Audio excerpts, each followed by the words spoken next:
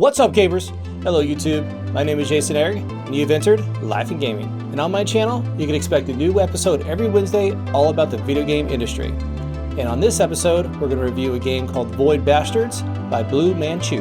And all the recording, all the audio is taken directly from the Switch in dock mode. So let's get this episode started. The concept of the game is to lead rehydrated prisoners aboard the Void Ark. You go across and maneuver the galaxy or nebula, and you loot, you basically pillage abandoned spaceships. The game enables the player to pick their own path towards the goal. And the game is more of a first-person shooter roguelike concept. Roguelike is a subgenre of a role-playing game. If your character dies, you lose that character forever, but you keep all the materials and the key components to build things and all the weapons. So your stuff carries on, permadeath for the character. And you basically start over from zero. I love the art. I love that you get that comic book feeling when you look at your screen, there's that white border around it. But a downside that I noticed right away is that they use a lot of the same assets for almost every spaceship. The difference is that there's a different color, like a red or a yellow, depending on what's going on or what's wrong with the ship.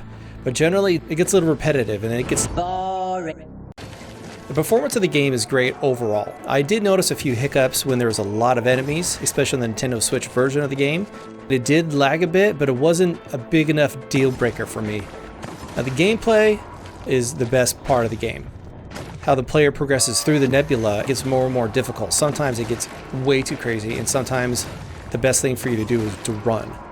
And I thought that was really cool that that's even like an option. Instead of just dying and losing your progress, you can run. Really cool thing that I didn't really think about or something I thought was going to be important was locking and unlocking doors. At first it seemed really pointless, but then you can see how much strategy can come from that. I really did wish that the sneaking part of it had a bigger emphasis on the gameplay and overall design of the game. The Workbench, I thought it was a really nice feature. It kept me busy looking for things, but then I just kind of got bored of it because it reminds me of a mobile game. You think to yourself, oh man, I got to collect 75 plasmas. How am I going to do that? Oxygen is kind of like a timer.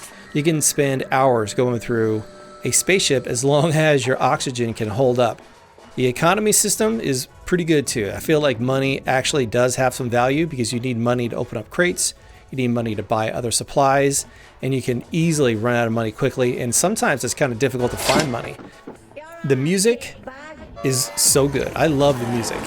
When it's mellow and just hanging out, and then when things get crazy, the music gets intense. Definitely one of the best parts of the game. The audio is fantastic. The narrative is incredible. Kevin Brighting is fantastic, and I loved him in all the games that he's been in, especially the Stanley Parable. But the narrative, the robot, he is really, really fun to listen to, and I love it. UI elements and maps, they're a bit hard to use. I wish that there was basic navigation systems with the map, like zoom, scrolling, just basic map features that make the map useful, and I didn't really like that too much. But it's not interesting enough to look at. It gets kind of boring. Pro tip, the cow zapper is awesome. It's maybe a little overpowered, and I find myself using that gun almost every single time I go into a spaceship or to like a zone. Let's do a little recap of everything we talked about. There isn't much for lore or story, but the comedy and the corniness you get from the game is the best I've seen it in a long time from a game, and it's really refreshing and it's super fun. The core concept is outstanding. The gameplay risk-reward system keeps me coming back for more, but I just wish there was a little bit more of stealth. I would like to have more stealth. But the lack of variety of spaceships and enemies is obvious way too early. It makes the game less exciting and too predictable and way too exploitable if you know what you're doing. But here we go. This is my final score. This game is definitely geared towards a particular gamer, mainly towards roguelike lovers. And if you feel like this game might not be for you, I suggest doing more research on whether or not you want to buy it. My final score is going to have to be a 7. But with that, thank you so much for sticking around till the end. If you liked the video, please hit that like button. And also, let me know what you think of my opinion. I'd like to hear your opinion and have some great conversations. And also, hit that subscribe button. It really helps me out a lot.